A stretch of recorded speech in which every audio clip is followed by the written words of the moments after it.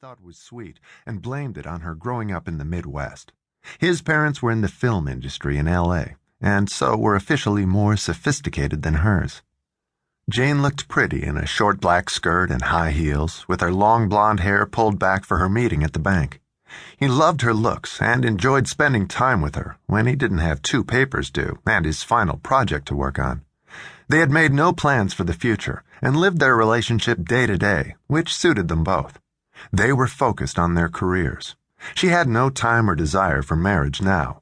She wanted to establish herself first, and so did he. They agreed on that. "I'm going to be out all night with my study group," he said as she got up and put her coat on. She was wearing a red coat that day, too, to mark the holiday, which he thought was a little silly, but it looked good on her. And the high heels she was wearing showed off her legs, which John always said were one of her best features.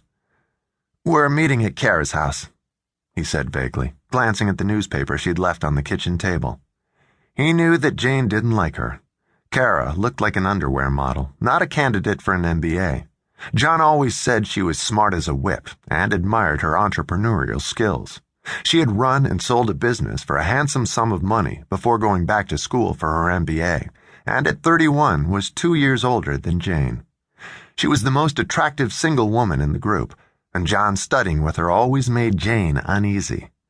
As far as she knew, he was faithful to her, and she expected that. But Kara always seemed like a threat to her. Her ample bosom was always a little too exposed, and she looked sexy in tight t-shirts and jeans, with lots of cleavage visible at all times.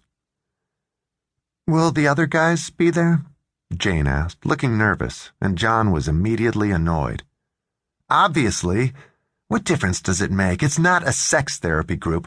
We're working on our papers for the end of the term, and Kara knows a lot more about running a small business than I do." It was always his excuse for being with her. They had done several projects together. "I just wondered," Jane said softly. "Jane, I don't need pressure from you, and if she helps me get my grades up, I'm damn glad to be working with her."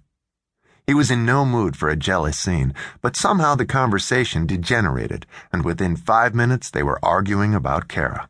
It had happened before. Jane always said that Kara flirted with him, which John vehemently denied, while Jane told him he was naive.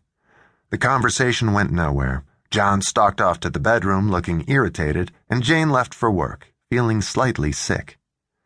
They argued constantly these days about everything and nothing.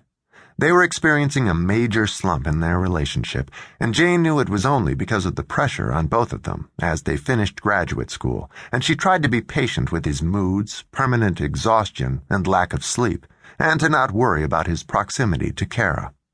She trusted John, but he and Kara spent endless hours together, studying alone and in their study group.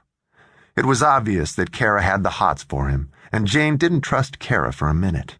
She hated nagging him about it, but her nerves were frayed too. John was in the shower when Jane left the apartment, and she had that unsettled feeling one gets after an argument, where no one wins, and she felt foolish now in her red sweater and coat for Valentine's Day, a day late.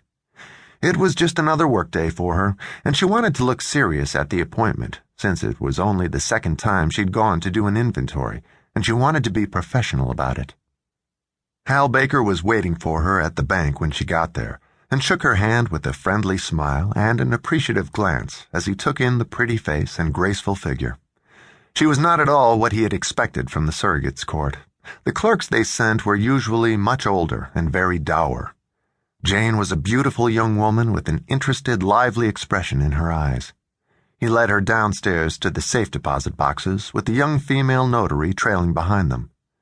Hal walked to the section with the largest boxes, used 2 keys to free the box, and carried it into a small private room, barely large enough to accommodate the 3 of them, and the notary brought in a 3rd chair so she could sit down and observe the inventory as they did it.